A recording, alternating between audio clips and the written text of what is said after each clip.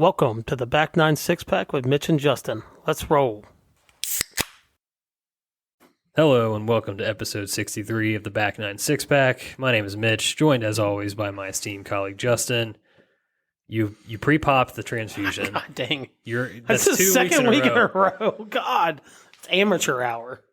Fool me once, shame on me. Fool me twice, won't get fooled again. Yeah, I guess let's just go into this. I'm on a transfusion kick.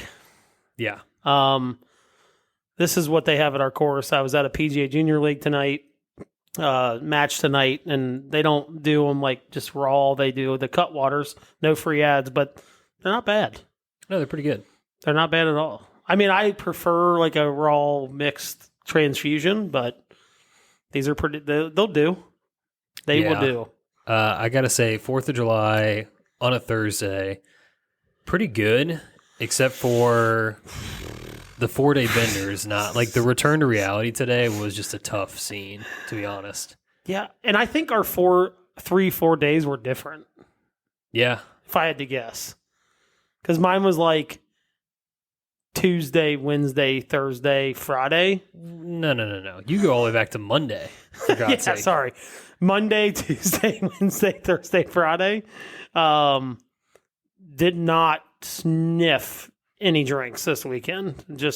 We even went to a Reds game yesterday, and I was like, doesn't sound good. Yeah, you kind of like had a build from Monday to Friday, right? Yeah, like you were just the peak was Friday. Yeah, probably. I just kind of like I told you before we came on, like just sort of microdosed from Thursday on, and it was just like a slow build into Monday, which is not what you want. And then I just was like cold turkey, strictly water, and it was just a little foggy this morning. I would love to say that I was the one that got out over the handlebars a little bit much on Wednesday, but it was actually not me. It was my wife at the Beer Olympics that we did in our neighborhood. My wife. She got way out over the handlebars. I was the one asking to leave.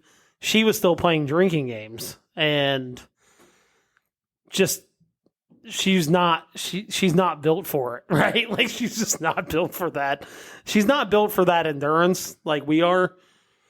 And it was rough. It was a rough Thursday morning for her. Did she come out of retirement for like 1 day a year? Is that yeah, how it's this goes? pretty much 1 day a year at this point. It's the Beer Olympics. And it's a tough scene because I'm like, you at least need to come out like 2 or 3 times a year to at least give yourself some hope on the next morning. And she just doesn't. She's once a year. Yeah, I don't think there's any. And it's like to the wall. It's like she just takes it into the stratosphere for 1 day a year. That's what I mean. When you're doing that, there's no amount of prep or anything you can do, I don't think. I thought she was done, and I look over, and she's like hounding down beer pong cups. Like, I'm just like, oh my gosh, I'm going to be the responsible one on the walk home. And that's never good. And I was never a definitely good situation. Yeah. Anyway, we're back. 5-day work week. Seems unreal. I haven't had one of those, I don't think, in maybe 5 weeks at this point, between vacations and holidays. Well, and think about it. Our next holiday is Labor Day. Yeah. I tell you, after 4th of July, it's like it happens quick. You really start to feel the I don't want to call them the Sunday. I call them the end of the summer scaries. Yeah. Because it's happening very fast. Yeah. When you look up at the calendar and you realize like literally 2 months from now is Labor Day, like you're into September. Yeah. I think I saw it was like 9 weeks till opening day of football, like 9 Sundays. Yep. Actually, it's 8 now. That was on this Sunday. Yeah. So, it's flying by. Which at least we get football. We're going to turn the season over. At least we get football. Yeah, exactly. All right. Well, if you are here, please subscribe, rate, and review the show. Follow us on social media at Back96Pack. Appreciate you doing that. Also, a little peek behind the wall here. So the software we use, Buzzsprout, they got a little new feature in there where you can actually text us within the show description. If you open up the show real quick while you're listening here, there's a link at the top that says something about texting us. If you would click that, send us a comment, a question, whatever, and we can maybe we'll answer it on the next week's show or something. So you sent that to me. I'm like, dude, that's the coolest thing ever. Yeah, super easy. Like I said, you're already on your phone listening. Just give it a click. Send us a message. I don't even care what you say. But I know it works. I tested it tonight. So, Did you really? yeah. Okay. That's such a cool feature. I hope people take advantage of it. Honestly, and I would make a call right now, like take advantage of it. Next week is, we've got our Stampede coming up. If you remember last year, big week of golf for us. And this year, we've got the Champions Dinner. So it's a big week in general. Probably be a good way. We're going to have a special guest. We found that out today. Be a great week to shoot us a Patio's beer question. Yeah. We're always asking each other questions and talking shit. So go ahead and send us something we can talk about, or, if you get a take or whatever, fire it off. Yep. I love it. Alrighty. We talked a little bit about 4th of July. You and I were on a team. Heart Attack Open was 4th of July. Man, we got off to a blazing start. It's just blazing. Felt like everything was in front of us. Just an open runway. We just got too close to the sun after 8 holes. That was truly our problem. Yeah. I mean, we just started hot. Everybody was contributing early. Damn, and I thought back on that round. I'm like, dude, I was steady Eddie. Yeah. And honestly, like a 2 under on the front could have easily been like 4 or 5. Easily if I just had a couple putts drop. Yeah. Yeah, because I think I looked up at you and I was like, wait, I think we were on 12. I was like, was that your first bogey? And you're like, yeah. And I was like, oh, okay. Yeah, and honestly, I hit a bunker shot that like was a foot from being kick-in, and it just stayed up in the rough. But yeah, we got off to a really good start. You birdied your first stroke hole. That's always a good way to get the day started. It's like, especially with your first stroke hole being a second hole, that's tough. I did not birdie it. Brian made but that no, bomb. you parred that birdied parred it though, yeah. and that matters. And then the next hole I did birdie. It was a. But I think getting like that net birdie out there, you're like, okay, like I didn't mess up my first stroke hole. Because I think when you mess that first one up, it kind of like sets a precedent. You're like, oh, here we go. Like another stroke hole wasted because you only got 8 of them. And it's like, they come and go pretty quickly. Yeah, but you got off to a good start. Yeah, then natural birdie on 3 was awesome. Yeah, Brian made the natural on 2. For a net eagle. I made the one on 3. Scotty from the fringe makes a net birdie after sculling a chip. Out of the rough. No, it was not on the fringe. It was in the rough. Well, sorry. Remember we got to the cart and you were like, I was like, God, dude, he just made like a 18-footer out of the rough. You're like, it was in the rough? I'm like, it was definitely in the rough. Like he putted it out of the rough. Oh, God. Yeah. And buried it in the back of the cup, too. Yeah, we were racking up those, it was 1 gross ball, 1 net ball. Couldn't be the same guy's score. So we were racking up those 2 under holes. Yeah, we really were. And then we had on 5, we almost had another 2 under hole. We had net birdie taken care of. Oh, God, yeah. And I hard lipped 270 back out of the hole on a, 200-yard. It's such a hard hole. Such a hard hole. Yeah. And that was for back-to-back birdies on that hole for me. I birdied the previous time I played it too. Jeez. Hard lip out. And then we kind of coasted it in a little bit, I think. 6 was interesting. Yeah, to say the least. You guys were scratching out a net par. I ended up natural birdieing it for my first birdie of the day, actually. Yep. But you guys were struggling for those net pars. It was a massive struggle from all parties. Wait, well, no, I think we all had a par putt. It was a net birdie putt, and we just needed one of the 3 that's to go right. in. Yeah, okay. But it wasn't Brian pretty. It wasn't pretty getting up to that point, though. No, it was not. Like you had the punchers under the tree. Brian was like kind of out of position. Yeah. Scotty was playing monkey grab ass somewhere. Down the right side. That's right. Yeah. It was not good. It didn't look pretty, but you guys did have putts at net birdie, but yeah, you didn't make any of them. So. I think 7 kind of got us. You and Brian, but I had a putt I left short in the jaws, but it was a long putt. But you and Brian both had good looks and honestly, it was a complete misread from both of us. Like he misread his, and then I misread mine, and it's such an easy hole, especially when you leave yourself in the right position. Like if the pin's on the right, you leave it on the left. It's not a long hole for people that don't know. It's only 300 yards. But it gets pretty chippy down in the fairway, short of the green. It's a pretty big upslope, tight cut fairways. But like you just got to leave yourself, like if it's on the right, you got to leave it on the left. If you're on the if the pin's on the left, you got to be over on the right, just to give yourself more green to work with. And 2 pars walking off that green felt like a massive disappointment. Definitely, especially. And how I think the beginning of our kind of like malaise, just like the slow roll down the hill, right? Yeah, so we make the turn in 10 under, and that was good on you and Brian because Scott and I were both out of the hole on 9. So you guys both made par. That was a debacle. 10 under ties for the win on the front. Would have been nice to pick one shot up somewhere, get the full pot. Yeah, we had to split splitting it. Yeah, that sucked, man. That's $1,200 down to $600. Yeah, just that hurts. Brutal. Starts the rain. It did. Like right on, like what were we on? Like towards the end of 10 fairway. Started to sprinkle. So I keep saying 110. Yeah, 10 fairway. It starts kind of rain. Yep. And then I don't know, just didn't really do much. You know? No. I mean, like...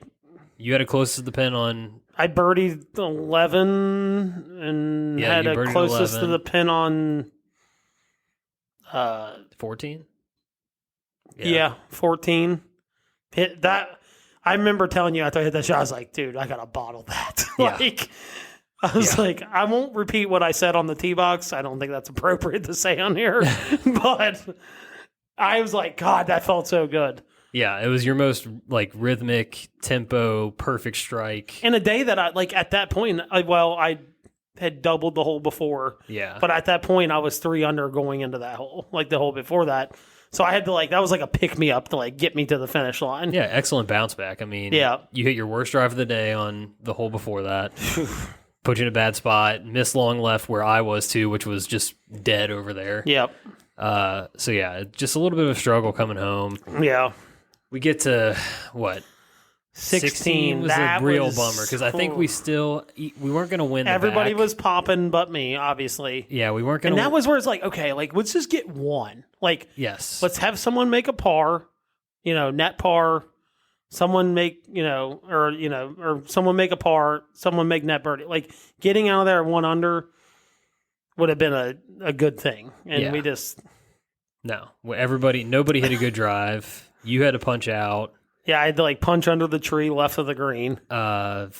Scotty was doing the same thing. I was a million miles right after having we were talking about how good you were hitting your driver, and on cue was just the right of all rights. It was the Duplo ball. You were right of the Magas, man. That thing was so far right. Yeah, it was the Duplo ball. It was the big block. Yeah. Oh God. But I still I think this was the moment too where I think you finally realized the difference in my irons was on this hole. Because I've been asking you for help pretty much all day. What do you think here, here and there, whatever. And I think I told you to hit 9 iron. Did I not? So, but for different reasons. But I told you to hit 9 iron so you could get it over the tree. Yeah. And you were I think I can get an 8 iron over this tree. I'm like, let's just be short is fine. I know we should have gone with that. But I had 170 uphill. I'm like, okay, I'm not. I think in your head, you were thinking 9 iron was going to be still 20 yards short. Yes, in my brain. And I think realistically, with wet rough, we had some flyers because of the rain that had continued to come down. The ball was kind of knuckling out of the rough. Yeah. Didn't matter where you were at in the rough. It just knuckled and it went forever. Forever. And you hit that shot. I'm like, okay, it's right.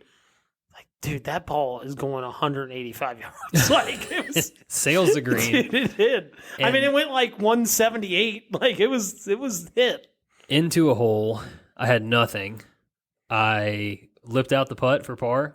Another aggressive lip out. That thing was from 40 feet. Too. Yeah, because there's the way that green works is the pin was on the back left and it's just dead behind. You're brutal. Keeping the chip on the green was good by me, kind of thing. It's an absolutely brutal lip out. Yeah. Then I barely missed my par putt. So we ended up giving a shot back on that. The only shot we gave back.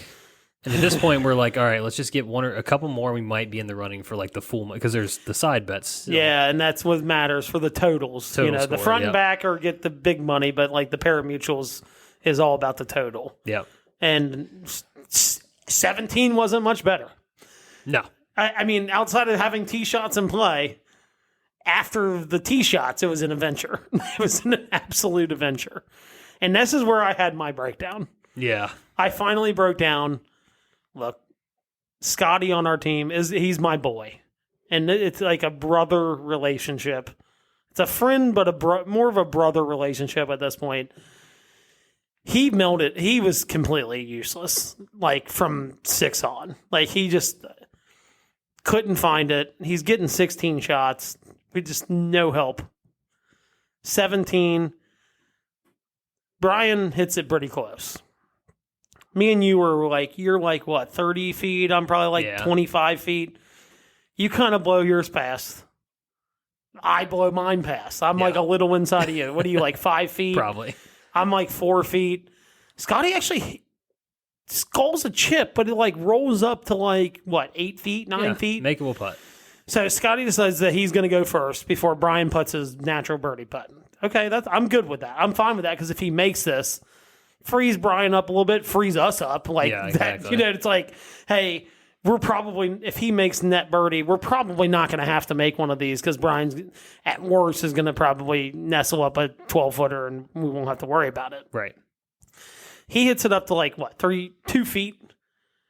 And I was like, hey, might have been less than 2 feet. I was like, that's a bender. Just like put a mark on it. Like, doesn't put a mark on it.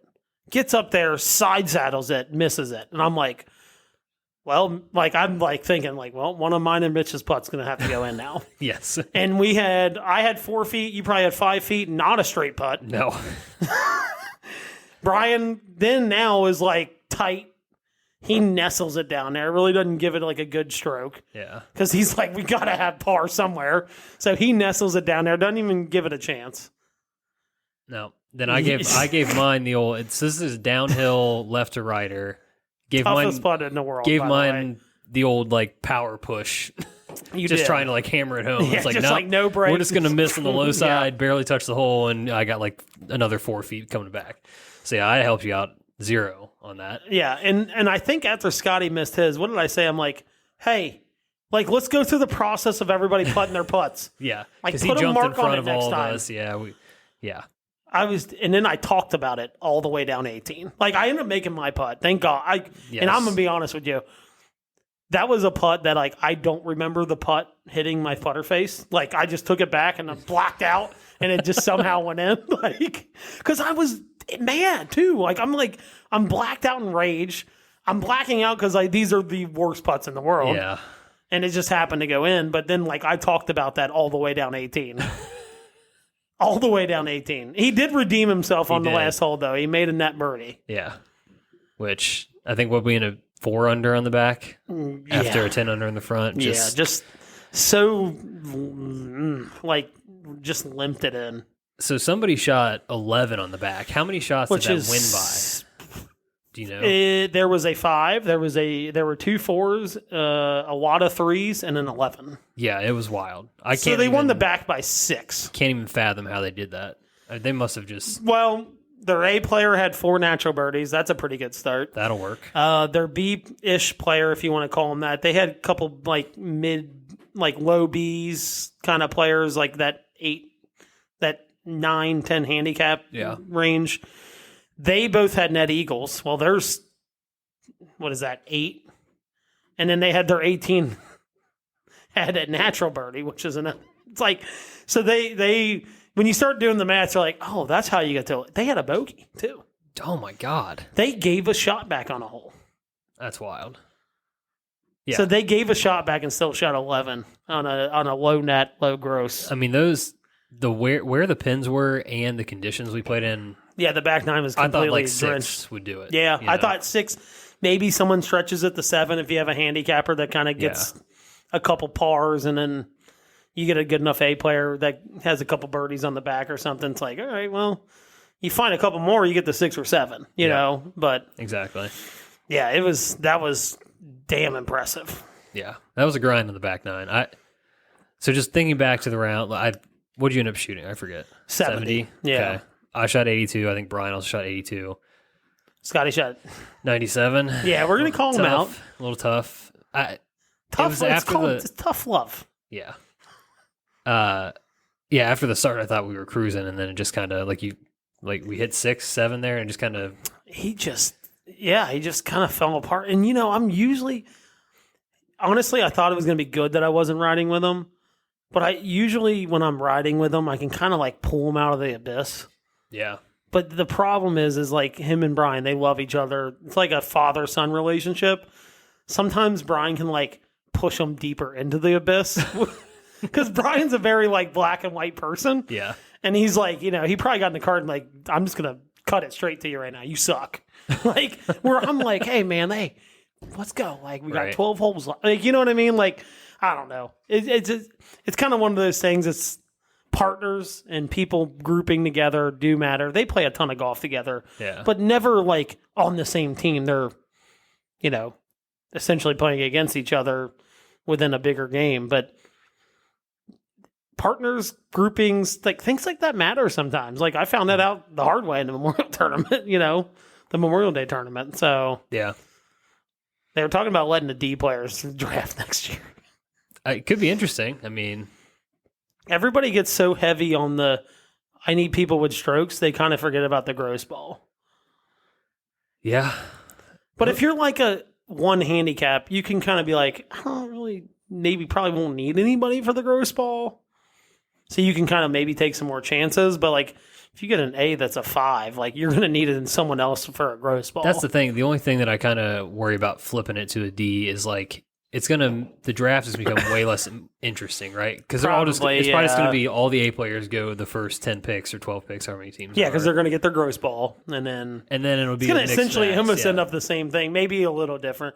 The only thing different about it is like, I feel like if you're an A player, you probably like know the process of like, hey, like I need maybe someone else that can get a gross ball, or like the D's are going to be like, give me the best player. Like, yeah, exactly. You know what I mean? Like, it's going to make the draft less interesting. I think less strategic. Probably. Yeah. Just a couple things. You also got to witness how real the wedge struggles have been for me. It was tough out there. Yeah, we tried to talk you into it. Like every time you got over the ball, it's like time to be the best wedge player at the Elks, and it's not necessarily like wedges. We were trying to will it.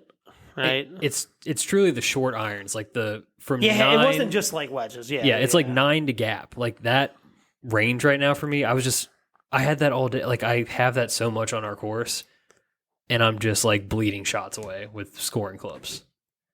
I took in probably could have been 77, 78, and I made it in 82 just from. Yeah, I was gonna say, like I'm just thinking back, like off the top of my head, automatically 4 shots that I could. With some of those scoring clubs in your hand, could have maybe saved you a couple shots. Yeah. Easily. A handful of shots. Easily. So it's like... And I'm not used to I guess we haven't played a ton of golf together this year yet. No, it's been pretty sporadic. I feel like your dispersions used to be less. If that makes sense. With those clubs, yes, for sure. Just like your 1 on 9, you kind of like hit left and long. Yeah. And it's like normally, like, if you hit it a little left, it would have still been, like, good distance. Now we talked, you miscalculated. Yeah, I'm not good at math. I learned that, too. That was cool. And you're looking at the wrong guy. You're like, I did this calculation wrong. I'm like, bro, pull out your phone the next time because I'm probably not going to be any help either. Like, that was dumb. It was just a dumb mistake on my part on that shot. But, like, even beyond that goes back to, like, you cost yourself 2 shots right there. Yep. Like, you hit the green, you 2-putt. That's a par. You doubled. There was on 4, I thought it was a perfect wedge, and it just... Over the green. Yeah. Yeah, you caught one of those knucklers out of the rough. I mean... There's just a few of those shots where it's like, I would even count like that, the whole 8-9 discussion we had. Like, I'd even count that in that bucket. It's just like, I need to take that extra second to just be like, all right, what's the miss? Yeah. Because I'm thinking too much about the number and like... Maybe not what the miss is, but maybe taking a more conservative approach as far as yardage goes and a target goes. That might be the way I'm trying to say it, yeah. Yeah. Because like in Decade Golf, Scott Fawcett talks about this all the time. Stop talking to yourself about what the miss is because you're going to kind of talk yourself into a miss. Yeah. You should really talk about like, hey, like what is my target that gives me the most I don't know, like the best percentage of succeeding. And that's par, right? Succeeding is par. What target gives me the best and yardage gives me the best? All right, I'm definitely going to make par here. Right. And so if you have 120, realistically, your best yardage to make par would be like 115. Even if you catch a little bit of a jumper, it's probably going to be on the green. And if a left pin, you're hitting towards the center of the green. You know what I mean? Yep. Yeah, I know it sounds so simple, but it's like, no, but it's just like a different way of thinking about things. And it definitely was one of those things too, where I'm playing and I'm like you're trying to score. Like you're not, I should have in some scenarios been trying, like especially on the, the whole 8-9 debate. It's like, what takes bogey away? Because everybody was scrambling. Yeah. But in your defense too, in a format like that, where like, you probably are going to have someone cover the net ball. Like playing a little more aggressive in a format like that, it's not the end of the world. I wouldn't make it like a regular thing. Yeah. I honestly felt like after we got done with the round, I'm like, man, there's a couple swings that I'm like, kind of just took a little maybe too conservative approach to it. Almost just trying to play for a score when it's like, hey, I'm out here to make birdies, Yeah. And I talked to Kyle about that and Wes after the round. I'm like, dude, I made some like kind of conservative swings. Like I wish I kind of would have made a little more aggressive swings, like inside 130 yards today. But yeah, it is a different format though. Like in the Stampede, yeah, like par is good. Par is really good. Yeah. So it's like that's a different approach. It's just a thought. Speaking of the Stampede, I think anything else on the Heart Attack Open you feel? No, I think we covered it. We limped in. Started out, shot out of a cannon, limped it in. Yeah. All right. Well, Stampede is next weekend. We will have, our annual preview show next Monday. God, it's such a good. I'm like, I can't wait. It feels like it snuck up on us. It snuck up real quick. It's weird. It's crazy. So yeah, next Friday, Saturday, Sunday. Well, kicks off Thursday, Champion Center. Friday, you got the Calcutta putting contest, kind of the opening night. Matches Saturday, Sunday, into the shootout, and we will have a champion again. I just wanted to kind of like, instead of getting into too much of this stuff, just kind of high level talk about like, we kind of talked through our games a little bit here, but what is it? The low, your 12-month low. And then you get like chopped off of that. Yeah, it's like 60%. Yeah. So where are you at on that? So I'm stuck. Yeah. At a plus 2.7 right now for my low. For your 12-month low. Where are you? So I'm going to I'm plus 1.3 right now. Okay. So I had a good week of golf last week. Between a 70, had a 73 and a 75 rating course. I was at like a plus 0.6. It took me down 0.7 over the last week. Gotcha. So what is yours? 6 something. My 12-month low is last September, 6.7. I'm currently at a 7.7. Okay, so it's not like terrible. Like it's not way off. No, and I will say, it's weird because my handicap's gone up, but I am playing better this year than I was last year. So I would hard agree. Yeah. At least the times we played together, it feels like you're playing better. Yeah, it's just a couple boneheaded shots here and there that are taking me out of really good rounds. And looking back at my score, I looked at my, the handicap card and it gives you your scores and stuff. The highest score I have counting towards my handicap right now is an 82, which is kind of surprising that it's a 7.7. I think the 9-hole score thing this year has like made a big impact. I think it definitely has. So I want to see what mine. I was curious to like what my highest score is. Yeah, because that's going to be the next one. If I shoot another 72, you could drop yourself lower. I don't think I'll get past that plus 2.7. Yeah. I think they already pulled the handicaps for this. Right. Just so you know. Okay. So I don't think I'll get past that. So my highest score. Yeah, because those 9-hole scores, like if you shoot 35, they use an 18-hole differential to do that.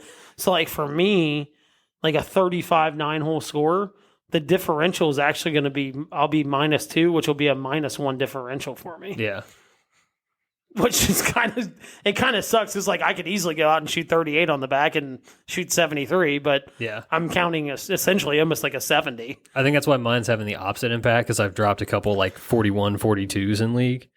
So it's like, the differential's higher on my end. Yeah, so my highest score counted right now is a 73. Jeez. And that was a new one. That's why it dropped. My 73 at Mac last Tuesday, on a par 70, 75.6 rating.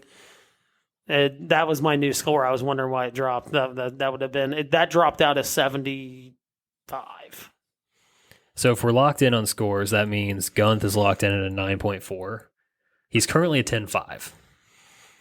So we're both a shot above where we were last year. In my case, I feel like I'm playing better. I've played one round with Gunth this year so far. I have not played golf with him yet this year, I don't think. Oh no, we did play once. Yeah, we did play once. Yeah. We did. Yep. So I don't know. We're going to find if we're getting our schedule together for our prep here over the next week and a half. What does your guys' next Sunday look like? You mean this coming Sunday? Yeah. Sorry, this Sunday. Because we might be able to... I have my singles match, but you guys might be able to connect on with us. We have a 7:52 scheduled right now. Oh, never mind. What time's your match? Just fuck me, 10:30. Yeah, I can't do that. Seafood boil day, dude. We don't even know if we're playing Sunday because he's got to prep for that. So we're trying to figure that out. Oh, he's fine. Okay, so... And Ryan, I think, is like a 2.8. Yeah, and he's played like 7 times this year. Yeah, he's locked in. He massively took his handicap down. Oh my God, this is going to... Can I read this text that I got sent to me from him? This was 2 days ago. Okay. And this does not make me feel good about anything coming in a week and a half. Okay. Oh my God, I got to find it. There it is. Okay, this is the full text. I'm going to keep some of the stuff out because some of the stuff is like essentially like telling me like I did vacation and work travel, this, vacation. He goes, just saying, I'm the complete liability here, but I'm going to bust my ass for you. That's how it starts out. Hold on. It goes through. He goes, but plan now, blah, blah, blah. He's like, but again, I'm going to bust my ass for you. And I said, fuck, you are a liability. So should I bring the nice saddle for the Stampede? And he goes, bring the beautiful leather one. Yeah. You might need a little ointment for the Jeez, saddle sores. Dude. I mean, like, and I get it, like, to work, like we get that stuff, right? Like, I can't be mad at him because he's traveling for work a lot. Yeah. But he's also, like, partly injured, too, so which is just, it adds a whole nother layer to... No, Ryan's hurt. He's perpetually hurt. He's not injured. He's just hurt. He's been hurt since like July 6th, 1990. Yeah. That's his date of birth. Or sometime in February of 2021. Yeah, for like anybody that knows. Yeah, so it sounds like we've got some concerns, but I feel. Can I say this though? Sure.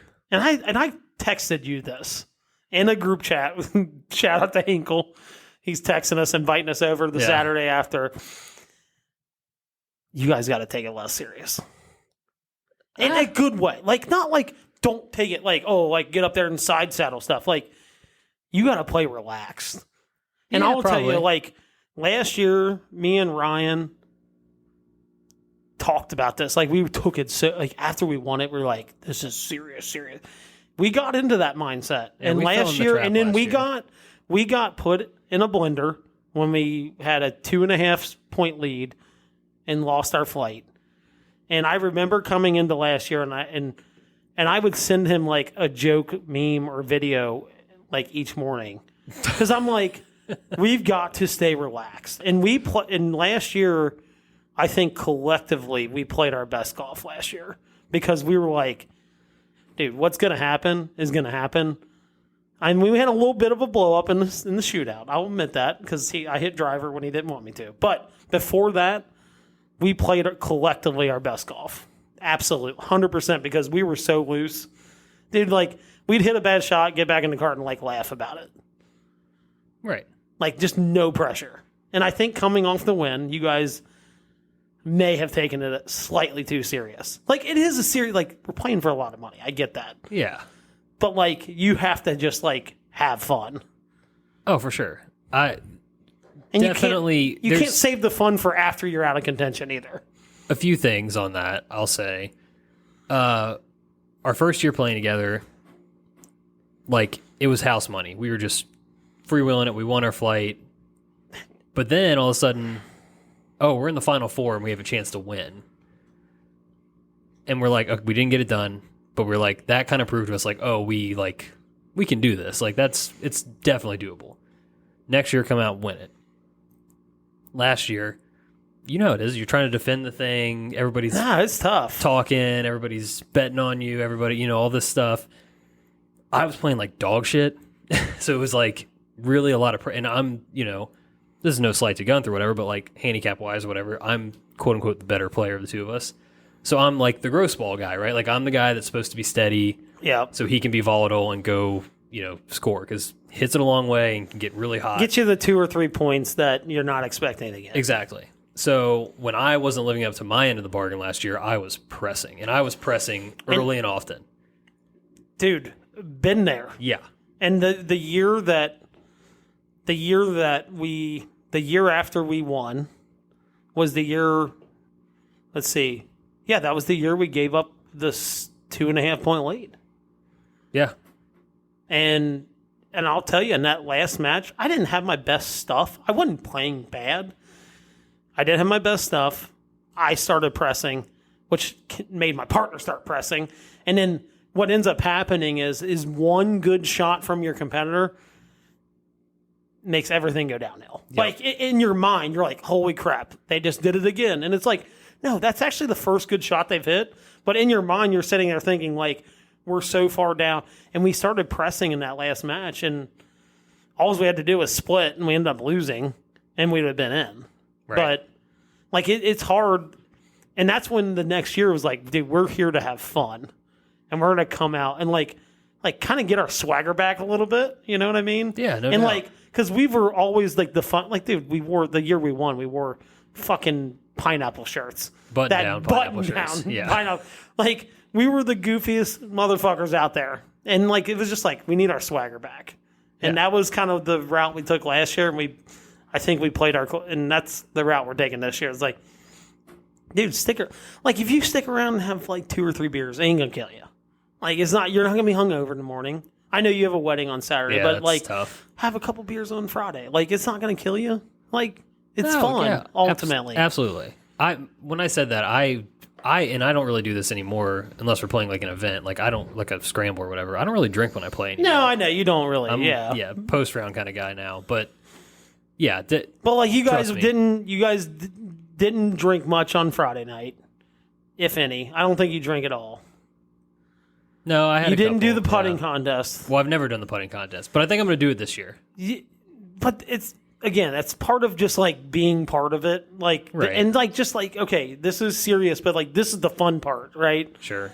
I hate when people skip the Augusta par 3. I'm like, dude, go play. Like, dude, take a handful of clubs out there and go play it. It's not going to kill you. It's not going to create bad swing habits. Like, that's what I'm talking. Like, when you guys, dude, Ryan and I were texting. When you guys skipped the putting competition, we were like, they're fucking doomed tomorrow and Sunday. We did. And when we found out you didn't play well on Saturday, we're like, not surprised. Too much pressure. There's already a lot of pressure to defend. You put way too much added pressure on your guys' self outside of defending. Yeah, definitely. And it's easy to slip into. I've been there. Yeah, I mean, I think it trickled all the way down to, like, I make us like a little snack, like cooler or whatever, and put in the back of the cart. I usually just, roll through Kroger, grab some grab-and-go wraps, whatever.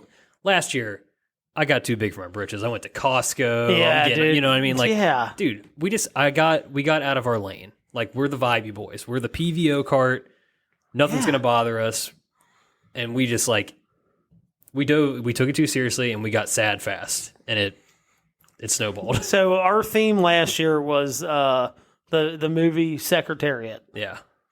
I sent multiple videos to Ryan from the movie Secretariat. On Sunday, I sent him the video of when she wins the Triple Crown, and there was the part where they're like, let her run! Let her run! And every time we hit a shot, like a good shot, it was like, let her run! Let her loose! Let her run! Like, don't stop her! Like, just let her go. Yep. And that was like our theme. And honestly, I got another one coming. I've been brainstorming this for quite a while. We might go a Rocky theme this year. Oh, God. You know, we got knocked down last year in one hole. We might be going to Rocky theme this year. I don't know. I've got a couple movies that I've got narrowed down. I'll have it narrowed down when we talk about it next week. I like it. I like the themes. This is cool. Yeah. All right. I think it's enough Stampede. We got plenty to preview next week. Yeah. And we'll dissect this even further, I'm sure. Hey, we're in July. Q2 has ended. Isn't that crazy? All you biz folks out there, you know. Yeah. Q2's over. Q3, goals update. We don't have to go into all of them, but you got any highlights? Anything? Any big L's? Any big W's? I definitely. It's well documented. I've taken a big L in my yearly goals. I did not win a match play match in the Met. I didn't even make the match play, which is to me felt like a gigantic step back. Yeah. I did shoot a score in the 80s this year on our bachelor party. Oh, you were trying to not shoot in the 80s. Yeah, I said no scores in the 80s. I shot 83 in Chicago. Yeah. I thought about maybe not allowing it to count because I was because you're an idiot. I was ungodly hungover, but look, even if you golf waits for nobody. Yeah. And it doesn't even wait for hangovers. So no, a goal's a goal. And it is what it is. Sadly, you also backed it up with the 80 in the Met, too. So, I mean... Well, that's what I was going to say. I'm like, I thought about not counting that one, but then I'm like, I shot 80 at fucking Elks Run, so... Any other L's, and I'll give you my L's? No, all the rest of them are... The +3 handicap might not be in place. Actually, honestly, they go down. You're about to get in the peak season, dude. They go down so fast that, like, if I shoot 3 more scores under par... I'm going to probably be at like +2 something again. Yeah. July through August is kind of the... And I've got a lot of rounds coming at the Elks where I just play better. You know what I mean? Yeah. So, but the rest of them are still in play. I mean, Stampede, McGonigal, USGA Championship. My best bet for the USGA Championship and probably my only one this year, unfortunately, because I'm not playing in the Mid-Am because I couldn't get into it. In Cincinnati is the 4-ball. I'm playing with Wes out at Oasis for our qualifier in August. Oh, nice. So sweet. A lot of birdies in that twosome, but me and him got to figure a way to not give birdies back with like blow up holes. Yeah. So. For sure. All right, immediate L's for me. Did not touch a golf club every day. That lasted 5 weeks. I made it farther than I thought. Yeah, that's actually honestly. not that bad. Yeah, I made it into February before that one broke down. Other one, immediate L. I wanted to lose 10 pounds by April 1st. I was so close. I think I lost 8. But then I've since given pretty much all of it back once we got into kind of holiday and drinking season here. The alcohol like packs it on pretty quickly. So we're I don't know. Or like if you're working out still, which I am, and I know you are. It kind of just is like a net even. Yeah, that's part of it too. You know what I mean? Look, I was bad, and I didn't do legs for like 3 or 4 years because I hurt my back on a deadlift once. No, it, like, started lifting legs again this year, so I think like I put you're a little muscle building into, muscle too. Yeah. So there's that part. But you know, like between 30 and 60, you lose like 5% of your muscle mass a year. Yeah, it's wild. And that's fucking crazy. Yeah, it's kind of scary too at the same time. I'm just trying to hold out as long as I can. We're only going to get weaker. That's so sad. I'm trying to hold out as long as I can before I start just abusing, testosterone and other supplements. I cannot wait to get on the PEDs. So those are the only 2 immediate L's I had. Some things that I've had on the list that are, not necessarily trending well.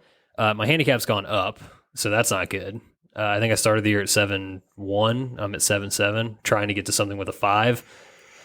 Again, these are my 2 months to try to do it, though. You get some low scores in there, like it drops quickly. Yeah, I need a Especially couple. for if you put a 76 in, dude, that thing's gonna plummet. I need a couple mid-70s rounds here in the next couple months to have a real shot at it. To be frank, you're hitting the ball good enough to do it. Just got to clean up a few things. Yep. What else did I have here that was kind of teetering?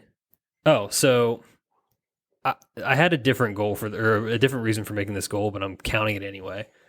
I wanted to play 4 non-Elks courses. I've played 3, but 2 of them were scrambles.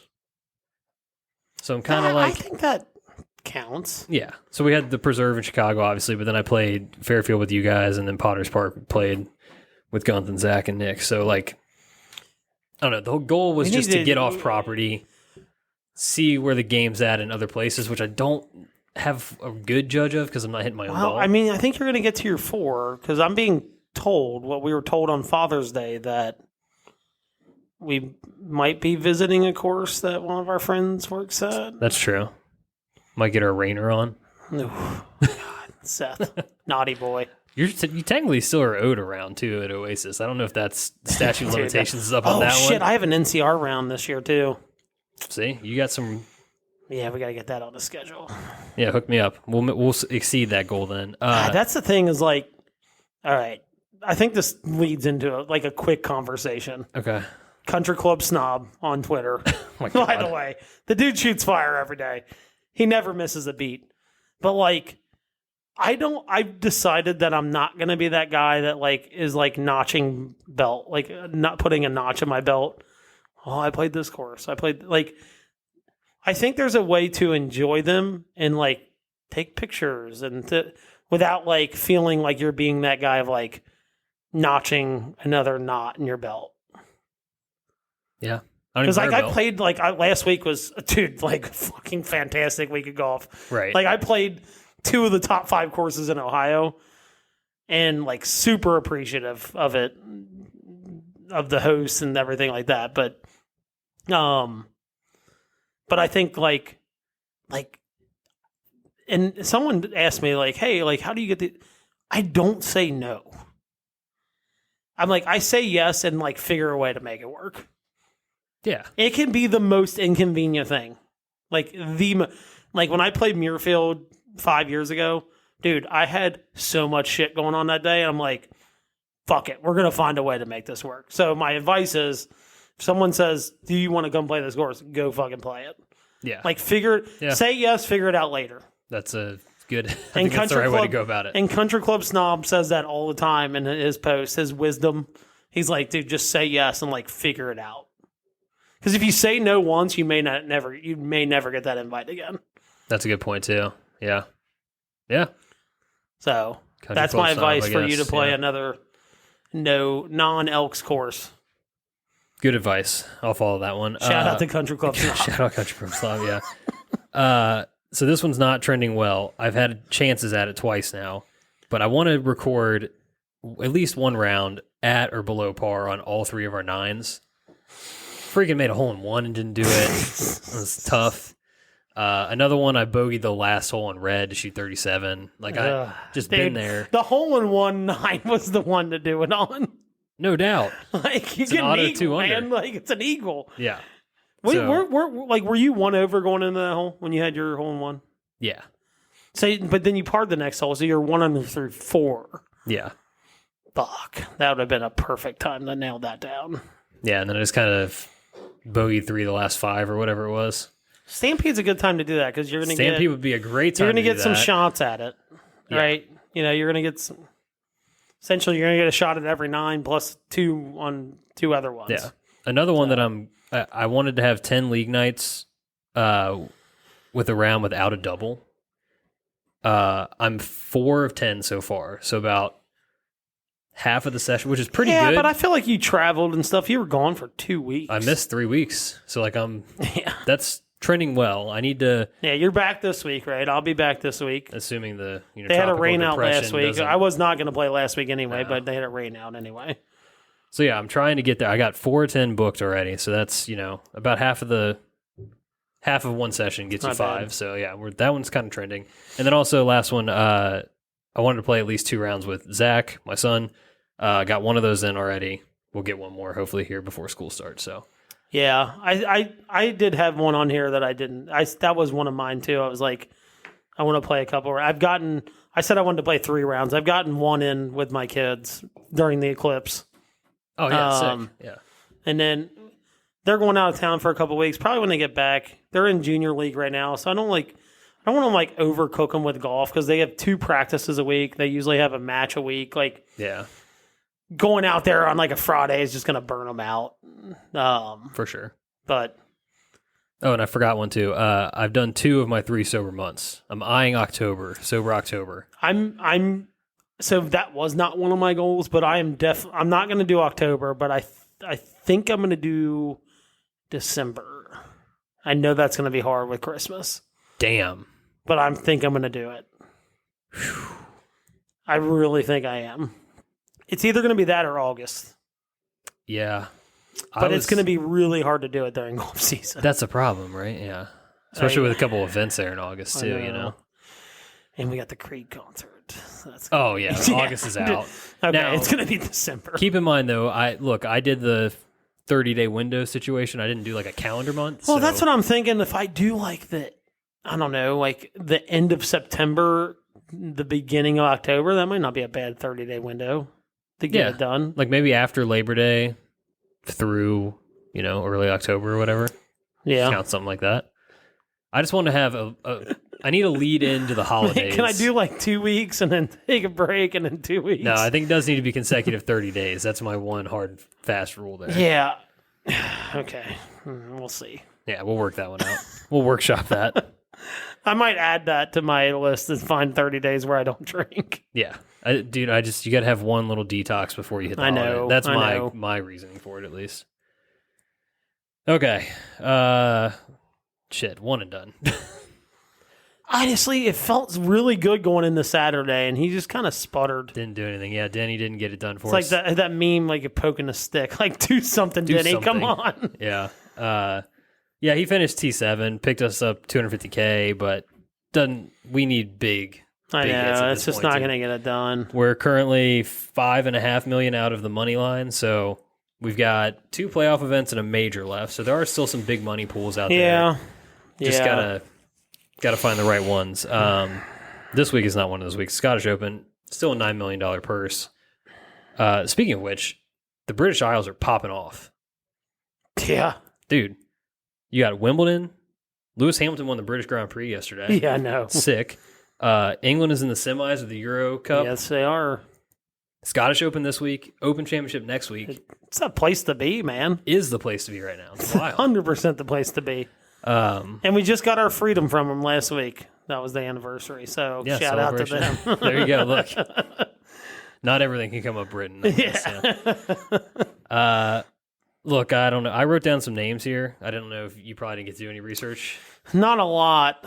But, man, so we've used Rory, haven't we not? Yes. I thought so. Because he's like, we're suckers. Because he is like the one guy that's gained like over 2 shots gained at the course Renaissance Club. Yeah. I know. So I pulled a couple guys. I feel like that was a huge miss on our part using him in the PGA, knowing the Scottish was coming up. It was a huge miss not using him at Wells Fargo the week before. Yeah, that's true too. We should have just anyway. I pulled kind of like some of the guys from the top of the list. I think we need to save Xander for big money, so we're going to not use him here. Yeah. It feels like he might be set up for the Open Championship this year. Like, I know that would be 2 majors in 1 year. That or the playoff. He's getting used either playoffs at the Open too. or one of the playoff events for sure. Yep. So I got a couple guys from the top of the board that we still have available. Brian Harmon. He baby. Coming off that Open Championship last year, ready to play the Scottish? He, at this course, last 2 years, T12 and a missed cut. He's coming in T9, T21, T33, T24, T26. Maybe? Just kind of doing the Brian Harmon thing, just kind of hanging around. Until he blows out a field of the major. Yeah. So there's that. He's 55% available, so not too available. I think he'd be pretty low owned. Yeah. We haven't used Max yet. playing like ass. Dude, he's not having a good year. But T12 and T16 the last 2 years here at this course. Maybe a place to get him right. Yeah. Maybe. Coming in T61, miscut, T22, miscut, and T35. Dude, he's like lost it. Yeah, I don't know. So that's a little nervy, but it's also nobody will be playing him. He's only 38% available too. So like could be a roll of the dice. Do we take a chance on our boy? That's the question. I got two more guys for you here. Matthew Pavone, still 95% available. Yeah, that might be a popular pick. Right. His form coming in, though, T16, 5th, then a miscut and a 67. But had that little bit of a heater there. Yeah. Yeah, one of them was the U.S. Open, wasn't it? Yes. Yeah. That was a 5th place finish. Here at this course, though, miscut and a T36, so not great. Not great. Last guy on a heater right now, coming in T7, T2, T19, T14, T32, Aaron Rye. Ooh, I don't like Rye on this course. He doesn't like this course either because he's miscut the last 2 years. Yeah, but he is a much different player now. Very familiar with European Tour golf. And I kind of feel like a dick making fun of his club covers. But, like, apparently his parents were, like, not very well off. Yeah. And they, like, that's where the whole saved thing, up. Yeah, I feel a bit bad about making fun of his club covers. I do not feel good with him. That just doesn't feel... I know he's playing really good. I know. But, God, but maybe it's the chance we got to take. Because I don't think he's going to be picked with this big of a field. I think he will. Because he's playing well. Maybe. He's still 82% available. I honestly think we go with Max. I think so, too. I want to roll the dice. Yeah, let's roll it. I think we've like we ride or die with him. Yeah. Like, we need a win here or else we're completely dead. So let's ride or die with our guy. Just bank on him, figure something out. Yep. Yeah. All right, Max Homa this week, the Scottish Open for us. Please gamble responsibly. Don't take that as gambling advice at all. We're strictly shooting for the stars, trying to land among the clouds here. All right, with that, it is time. We're going to the patio beers time. Do you want to? I've been leaning off a lot. I think I'll go. And you know, it's so funny. I had another question just dialed up for this week, but I had a moment tonight that like really kind of, dude, I lost it. So we're gonna get a little sentimental here. Damn it. Okay. So both of our kids still relatively young. Like my oldest is only 10. Yeah. So in that short period of time, like what is your like proudest dad moment that you can put on record? Damn. Yeah. Yeah, you are asking the tough questions here. Man, well, I don't have any of like the traditional, he's only 6, my oldest only 6, so like he's not playing competitive sports or like any big like milestones really yet, that kind of thing. Yep. I honestly just think it's like the accumulation of him just being a big brother now. Yeah. And just like how he treats his younger brother and like how he also treats other kids that are younger than him. Like he's very much like once they get a younger one, yeah, he's very much kind of like he looks after the little kids very well. He's super proud to be a big brother when you ask him that. That's and like awesome. That's the stuff that like really like, I mean, it as a dad, like you want your kids to be good people and you want them to like, anytime you get to a point where you have to make a decision, like make the right one, or not necessarily the correct one. And but like, I think like getting them to understand that like mom and dad aren't going to be here forever. Like hopefully for a really long time. Right. But at some point in your life, that's the only person you're going to have. Like your sibling's the only person you're going to have. Yeah. Or like if you have multiple of them, like they're the only ones you're going to have. Like mom, dad, gone. Like those are it. Right. In your case right now, like one, like they're going to have 2 other ones. Like, but like getting them to understand that, because like my kids obviously love each other, but the 2 middle and oldest one, they're at the age, dude, they're 7 and 10. They're starting to like develop and, maybe some hormones getting in there as girls. It can get ugly sometimes. And it's like, dude, I think she like actually hates her. Like, you know what I mean? Yeah, they're close enough in age and all that. And, But yeah. like trying to get them to understand, like, hey, at some point, like, mom gone, dad's gone, like, they're going to be your only family. Yeah. And hopefully you have kids one day, but like, if you don't have kids, like, they literally will be your only family. And like, getting them to understand that can be, I mean, you understand too, I'm sure, like, as they get older, like, they're going to fight for sure. Oh, I'm sure. Yeah, that'll come. But like you named one, like yours was along the line. Like, dude, I had the proudest dad moment in the world tonight. And I had like I said, I had a different question dialed up.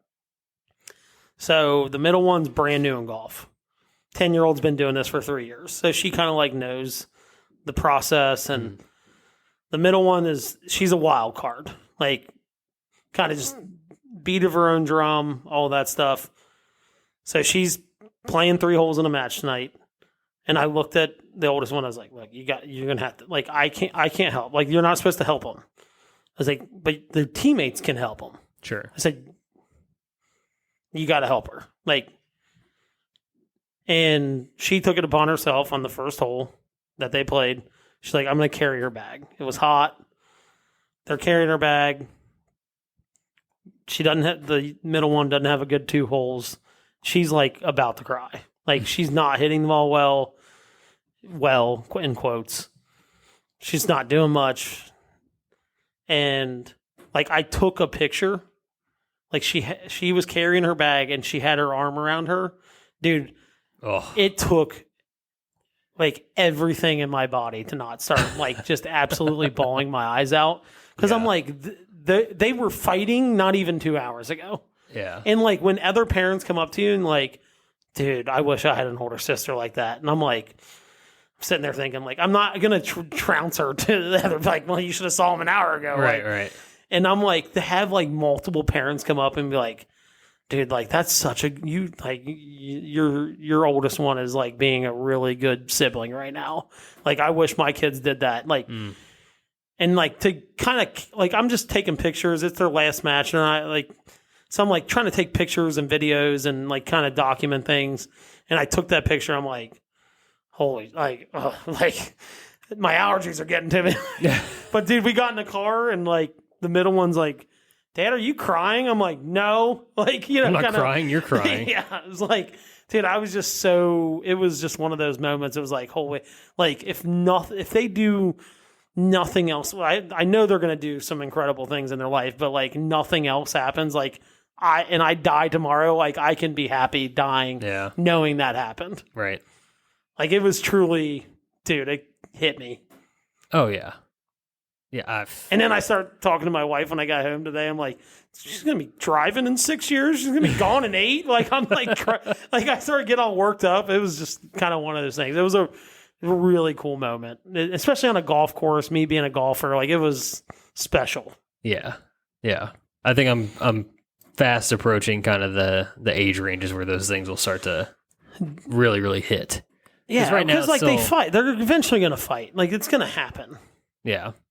Even without that, it's just kind of like, you know, he just graduated kindergarten. Like, they still feel like, you know, not like your baby, but they're still in that kind of they're like super innocent. Yeah. Super But now innocent. it's like, you know, start going to school all day and like, you know, almost, you know, when I'm at work, he's at school, whatever, like they kind of live their own little life and you kind of have like your little thing and then you come together at the end of the day and whatever. Oh yeah. But this more of that stuff is going to start popping up. I know. For sure. And I'm like, we haven't even gotten to like the marriage and like graduating and like, I'm sure there'll be other proud moments, but it was like, that one was like, dude, that there's not even anything close that's happened in their lives that I'm like, holy crap, I feel really good about this. Like, I feel like a really good parent right now. Like, you know, because there's times when your kids do something, you're like, dude, I'm such a failure of a parent right now. Or like you don't give them something that you should have, and you're like, dude, I'm not a good parent. But it's like you have those moments where you're like, all right, I'm like not doing everything wrong. You know, kind of thing. Yeah. So it is good to get that. Good. It's good to get that validation at the same time, but also just like to just like watch your kid, do something like that. That's Yeah. And then have other people compliment it was the other thing. It was like, okay, I'm not the only one noticing that it's like she's doing a pretty good thing and like comforting her sister, and they were just fighting 2 hours ago, and like, Yep.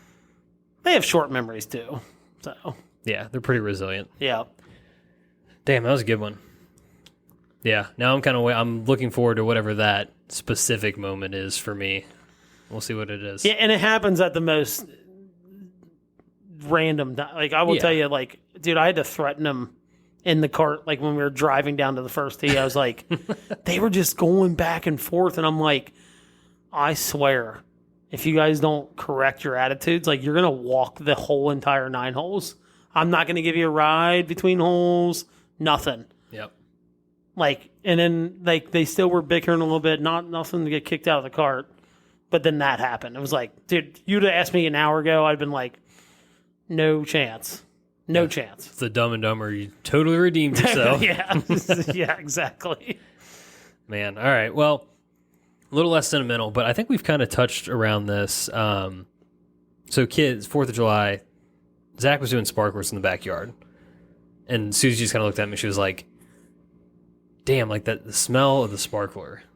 So good. And I was like, yeah, like we all have those things. Like there's those smells that just take you back to a different time. Oh, 100%. So the question, what is the most nostalgic smell for you? It's like, I don't know. I was going to say gunpowder, but do like a campfire. Yeah. Takes you back. That can take you to different points too, I feel like. Like it kind of covers most of your life. Like at some point, whether you were a kid camping with your parents or in your backyard having a fire, or, when you're in high school and you like go to a fire party or, whatever, like takes you there. And it's like, I've had moments with my kids around a fire. It's like, kind of takes you into multiple levels of your life. It really does. That's a really good answer. Because we used to camp a lot as a kid. So like, we used to go to this like Halloween camp out not far from here, and it was like you start thinking about that, like, and those were like super core memories. Oh yeah. So it was like fires kind of hit all the core memories. They really do. I didn't think about that, but yeah, it hit me when you said it. Like, it really is. There's like different phases of your life you can point to that it will remind you of. Oh, 100%. It's not just like one thing. I've got 2. One of them I think I mentioned last week, where like that like cornfield country smell. Yeah, it's different, but I know what you're talking about. Like it's kind of harder to explain. It's like a summer night cornfield. Yeah, like smell. You just like know you're not like stuck around a bunch of like factories and stuff. Like, you know what I mean? And the air's a little crisper. Yeah, but it also is like you can almost like smell the humidity in the air. Like it's very specific to summer, right? Yes. And it just instantly will take me back to driving home from my grandpa's house, swimming all day, late night, driving home. There's, fireflies all through the fields, and it's just that smell with the window down. Like I can very vividly smell, like I can almost smell it just talking about it. But another one is Christmas trees. Yeah. I didn't even, I know it's like pretty far away, like back and forward. So it's like, we're probably at the furthest point in the year from that. Yeah. Right? But Christmas tree will always just take me back. I'm a little kid again in my parents' living room. Yeah. Oh, yeah. Just got, the new Game Boy or whatever thing I'm excited about that year, and, just rolling through the holidays. Gunpowder, if it was going to be 2, would be mine, like a firework. Yeah. Just because, like, I just had very good memories from going to fireworks shows, and we have a big one here on Labor Day, like that connects, you know what I mean? Yeah, but I didn't think about Christmas tree because just like we're not in Christmas time. No. And I didn't want to say gunpowder. It's very recency bias. But it's true, though. I mean, I get exactly what you mean, yeah. Like a smell of a grill, Yeah. Kind of hits like a baseball field. Like, when you're playing baseball growing up, you got like the concession stand that's firing up.